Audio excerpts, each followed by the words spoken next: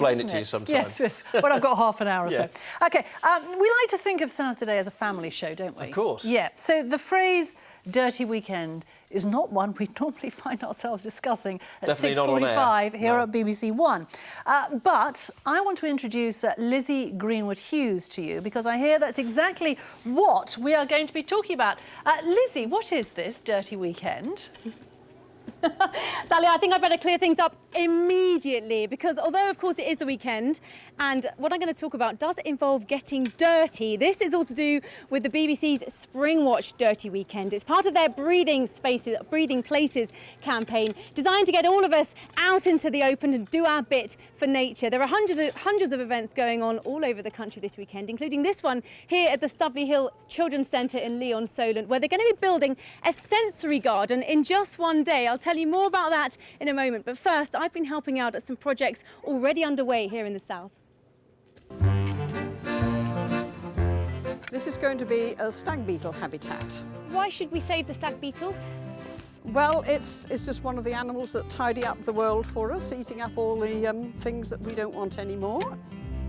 It's like Twister with logs.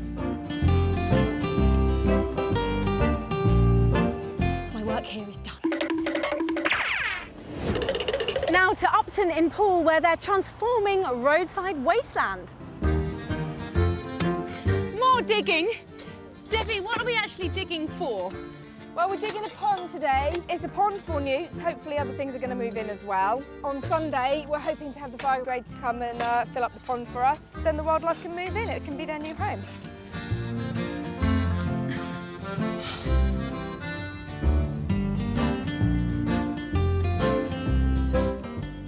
Sally, I thought I was never going to get out of that hole. Now, I've got a couple of stats for you that I thought you might like about the Breathing Places campaign. First of all, ladybirds can eat up to 5,000 green flies in their lifetime. Did you know that? No.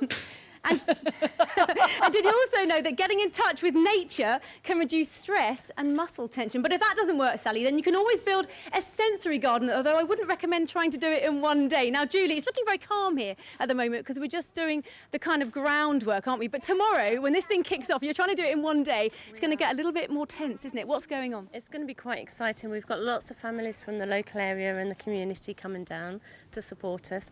We're going to redevelop the garden into a wildlife and sensory garden, and as you say, we're going to try and do it in one day. It's kicking off at what time in the morning? It's kicking off at 12 o'clock noon, so we're going to go from the afternoon. We have got a fathers group in the morning that's going to start at 9:30, so they're going to give us a little bit of help up until 12 o'clock. And maybe going on to midnight. Now, this is the design for your garden, isn't it? How is a sensory garden different to a normal garden? Well, we've got lots of plants that are for sight, smell, taste, and touch. So we're going to redo the whole of the back area of the garden. So there's lots of plants there. OK, well, good luck to you. Good luck to everyone taking part in the Breathing Places Dirty Weekend. And if you want to find out more information, then check out the BBC South Today website. And you did that without getting your hands dirty at all, Lizzie. How amazing.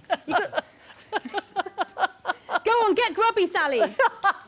We will. We're about to. Thank you, Lizzie. Yeah, we will be this weekend. I tell you, it's going to be a bit strange, isn't it, Georgie? You've got a very good chance of getting very dirty. I know. I've got a 12-mile walk for Naomi House. We're going to do part of the Clarendon Way, and I want to know if it's going to be nice.